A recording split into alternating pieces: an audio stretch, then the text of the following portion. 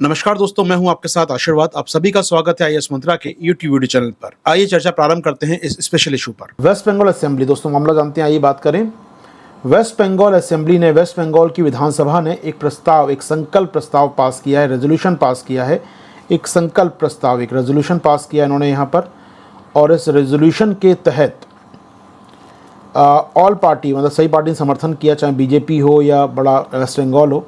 बड़ा यूनिक होता है कि सब पार्टी सपोर्ट करें कैसे बिल को स्वीकार किया, जिसके तहत जो बंगाल है उसका विभाजन स्वीकार नहीं किया जाएगा, उसको डिवाइड करने की साजिश, उनका कहना है साजिश रच रही केंद्र सरकार, ऐसा नहीं होने दिया जाएगा। जी हाँ, अभी हाल में क्या हुआ है, हाल में कुछ बीजेपी एमएलएज हैं जो कि ऑफकोर्स वेस्ट बंगाल के उत्तरी बाट से आते हैं, नॉर्दर्न वेस्ट बंगाल से आते हैं, कालिम्पोंग से आते हैं, या फिर वो दार्जिलिंग साइड से आते हैं। उन लोगों का कुछ के इंडिविजुअल स्टेटमेंट आए हैं कि यार जो बिहार का जो पार्ट है और जो वेस्ट बंगाल का नॉर्दर्न पार्ट है, इसे मिलाकर यूटी बना दिया जाए। ये किस प्रस्ताव आया है केवल, क्योंकि इस कल्चर अलग है और कई चीज़ें अलग हैं यहाँ पर। बाकी वेस्ट बंगाल के बाकी पार्ट से, कलकत्ता से अगर दार्जिलिंग को कंपेयर करें तो काफ़ी कल्चर अलग भी है और विकास नहीं हो पा रहा है, इलाकों का डेवलपमेंट यहाँ तक नहीं पहुँच पा रहा है।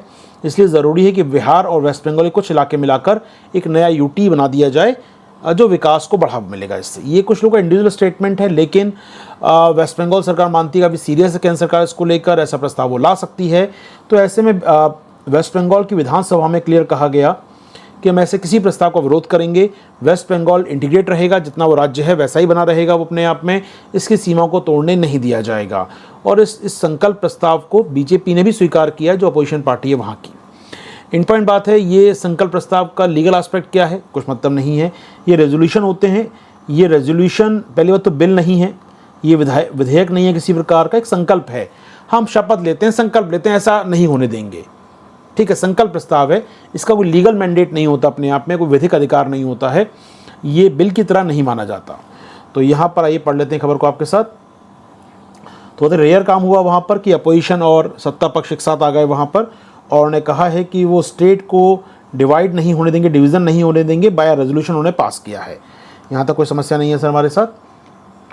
ऑफ कोर्स यहाँ पर क्लियर बात है, तृणमूल सरकार और बीजेपी सरकार साथ में आ गई हैं, तो अपोजिशन पार्टी साथ में आ गई। उनका कहना है कि वो अनडिवाइडेड वेस्ट बंगाल की हिफाजत करेंगे, सुरक्षा करेंगे और इनका किसी प्रकार का बंटवारा नहीं होने देंगे, ठीक है ना। हाँ, एक बात उन्होंने जोड़ दी इसमें, ये हाउस शपथ लेता है बेसिकली कि development of undivided West Bengal का विकास किया जाएगा। जी हाँ, जो आरोप लग रहा है कि उत्तरी बंगाल जो है, नॉर्दर्न पार्ट जो बंगाल का है, वहाँ विकास नहीं हो पाया है, ये आरोप सही भी है, बैकवर्डनेस है वहाँ पर कहीं ना कहीं पैरामीटर्स में देखी जाए तो। उन्होंने कहा कि यहाँ विकास करेंगे, पूरे बंगाल का, पूरे पश्चिम बंगाल का विकास किया जाएगा। ये जो रेजोल्यूशन है, ये संकल्प प्रस्ताव है, इसको स्वीकार किस अधिनियम के तहत होता है, ये रूल नंबर 185, ये जो वेस्ट बंगाल असेंबली है, वेस्ट बंगाल की विधानसभा है, उसका रूल नंबर 185, यानी कोई बिल नहीं है, ये एक नियम के तहत संकल्प जारी किया है, जिससे विधानसभा क्या करना चाहती है, उसका मत क्या है इस विशेष विषय पर, वो क्लियर हो जाता है। ये कोई विधेयक नहीं है, केवल एक रेजोल्यूशन है, रूल नंबर 185, जो वहाँ पर विधायिका के जो नियम होते हैं, कार्यवाही के नियम, उसके तहत ये पास होता है, ठीक है। यहाँ पर पास हो गया ये। यहाँ पर कुछ जो बीजेपी के लॉ मेकर हैं, उनका कहना है कि नॉर्थ बंगाल में विकास कार्य नहीं हो पाए हैं, लैक ऑफ डेवलपमेंट है वहाँ पर, इस कारण इसको अलग कर दिया जाए। उनका मानना है कि बिहार बीजेपी या जो बिहार और वेस्ट बंगाल के कुछ डिस्ट्रिक्ट हैं, बिहार और वेस्ट बंगाल के कुछ ज़िले हैं, उनको काटकर एक नई यूटी बना दी जाए। ये कुछ एमपीज़ का मानना है, कुछ सांसदों का, कुछ विधायकों का मानना है। ये ना तो सेंट्रल गवर्नमेंट ने कुछ कहा है अब तक इस बारे में, ना ही स्टेट के कोई ऑफिशियल स्टेटमेंट में आया, लेकिन हाँ, डर है लोगों को कि वेस्ट बंगाल की पॉलिटिक्स आप जानते हैं किस प्रकार की है। जैसे कि अगर देखा जाए तो कुछ दिनों पहले मुझे याद है, जैसे दिल्ली की बात करें तो दिल्ली में हमने देखा कि यहाँ पर आप पार्टी की सरकार है, विधानसभा में भी और स्टेट म्यूनसिपैलिटी के अंदर भी, डीएमसी के अंदर भी। तो इसको लेकर बात आई कि दिल्ली का जो यूटी का दर्जा है, इसमें विधानसभा ही क्यों ना ख़त्म कर दी जाए। तो उनका मानना था विधानसभा का रोल है नहीं यहाँ पर, राजधानी क्षेत्र है, सीधे केंद्र सरकार के पास रहना चाहिए, विधानसभा यहाँ नहीं होनी चाहिए। तो निश्चित तौर पे लोगों ने माना कि दिल्ली से आप पार्टी ख़त्म करने का तरीका, ऐसी वेस्ट बंगाल में पॉलिटिकल तनाव चल रहा है, उसको डिवाइड करने की बात अस्पष्ट रूप से कही जा रही है। क्योंकि देखिए, अगर सीधे केंद्र सरकार कहेगी और किसी ने सहमति नहीं बनाई तो केंद्र सरकार बदनाम होगी। तो तरीका होता है जो फ्रेजाइल स्टेटमेंट है यहाँ पर जो घूम रहे हैं इस प्रकार के लोग, उनसे बुलवा दिया जाए कि आप बोल दो ये बात, इससे लोगों का मन भी जांच लेंगे क्या चल रहा है मन में लोगों के, और हमने भी कुछ नहीं कहा। तो ये होता है पॉलिटिक्स में, वह बातें कही जाती हैं। जो फ्रिंज एलिमेंट्स होते हैं उनसे कहते हैं आप बोल दो जाकर, पब्लिक का रिएक्शन देखते हैं क्या चल रहा है। पब्लिक का रिएक्शन अगर सपोर्ट में आया तो अपन घोषणा कर देंगे, रिएक्शन लगा नहीं अपना सही नहीं है तो अपन निगेटिव या चुप हो जाएंगे इस मामले पर, जैसे कि आजकल चाइना FDI के मुद्दे पर चल रहा है। अब इकोनॉमिक सर्वे ने कह दिया, ठीक है, इकोनॉमिक सर्वे ने कहा, सरकार का स्टेटमेंट, इकोनॉमिक सर्वे के लिखने वाले एक्सपर्ट का मानना है कि ऐसा होना चाहिए। सरकार ने कुछ नहीं कहा इस बारे में, सरकार ने बजट में कुछ नहीं कहा, मंत्री साहब मना कर रहे हैं कि चाइना FDI मना कर दिया हम लोगों ने, लेकिन जनता का मूड जान रहे हैं। क्या जनता का मूड बन रहा है, गरीबी है, बेरोजगारी है, तो चाइना का FDI आने दिया जाए, चाइनीज़ कंपनियों को आने दिया जाए, चाइनीज़ इंजीनियर्स को आने दिया जाए। जनता का मन टटोल लेते हैं और मन से लगता है तो आने देंगे इनको, सरकार केंद्र का आदेश जारी कर देगी, वरना मामला खत्म हो जाएगा। तो ये सरकारें, पॉलिटिशियन ऐसे काम करते रहते हैं, कोई नई बात नहीं है, ब्यूरोक्रेसी ऐसा काम करती रहती है। चलिए आगे बढ़ेंगे दोस्तों हम लोग। तो एक मित्र हमारे पूछ रहे हैं, सर क्या विभाजन ही विकास मार्ग है? बिल्कुल नहीं यार, बिल्कुल नहीं कहेंगे हम लोग। क्या गुजरात को डिवाइड करना पड़े डेवलप करने के लिए, तमिलनाडु को डिवाइड करना पड़े डेवलप करने के लिए? ये कोई तरीका नहीं है। डेवलपमेंट एक अलग प्रोसेस अपने आप में।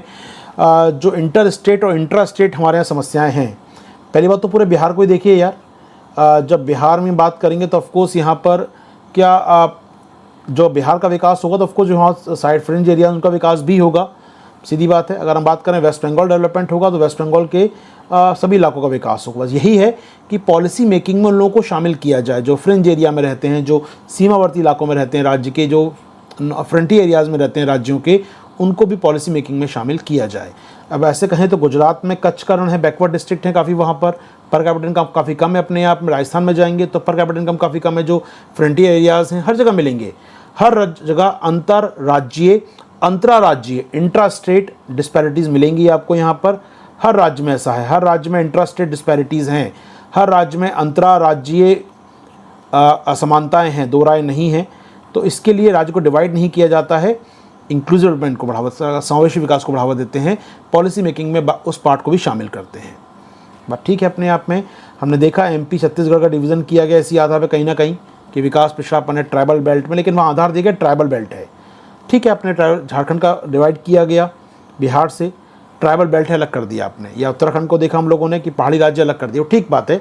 तो यहाँ पर जोग्राफिकल डिवाइड की बात थी, लेकिन ये डिवाइड जो है डेवलपमेंट के नाम पे करना चाहते हैं, जो थोड़ा सा अलग हो सकता है। तो दोस्तों कैसा लगा ये वीडियो आपको बताइए कमेंट बॉक्स में। आप ज्वाइन कर सकते हैं मेरे संग मेरी करंट अफेयर्स क्लासेस दोस्तों, जो उपलब्ध हैं GS विद आशीर्वाद ऐप के ऊपर, जहां डेली क्लास होती है और नोट्स प्राप्त होते हैं। इसके अतिरिक्त आप जुड़ सकते हैं ऐप पर हमारे PT और मेंस के विशेष कार्यक्रम पर। लॉग इन कीजिए हमारी ऐप पर। Thank you.